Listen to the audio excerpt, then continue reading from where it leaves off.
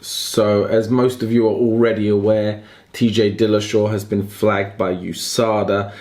He has openly come out with a statement saying that he has relinquished his bantamweight title and explaining effectively the situation as far as he is being willing to be open with it.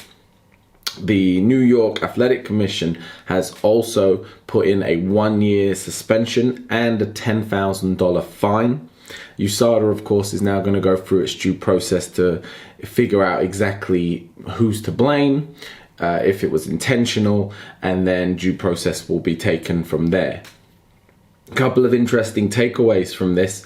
One, obviously, with the new agreement with USADA, USADA didn't make this public. This has come out as a response and as a voluntary reaction from TJ. So TJ has volunteered this information out. USADA has then since put out a statement effectively just confirming everything that TJ has said. What's obviously interesting about this is when we get into the conversation of PEDs, that means performance enhancing drugs.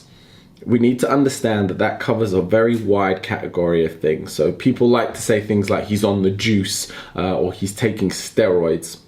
That is like one part of PEDs. So performance enhancing drugs, when we're talking about performance in the sense of being a martial artist, being an MMA fighter, that's a whole bunch of things in terms of, is it to make you stronger?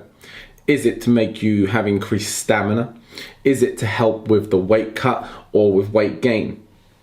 In this instance, especially because this is coming off of the fight with Henry Cejudo, I think we can confidently say that this is probably something he's taken to assist with getting him down to 125.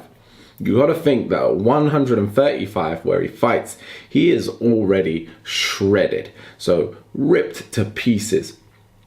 The fact that he could find 10 pounds to lose was a miracle in itself. So the chances are that this is some form of diuretic or something that has caused or helped with the weight cut.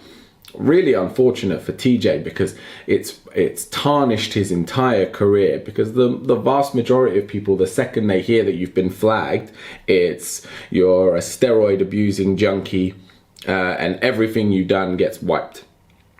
So a real shame if it is that case. And fingers crossed that this is something, either a tainted supplement or just you know, kind of lack of knowledge of exactly what he should and shouldn't be taking. The list with USADA is a huge list. And again, I'm not defending TJ's actions here. We don't know where the blame is to be placed. I think there's a lot to be said for him relinquishing his title.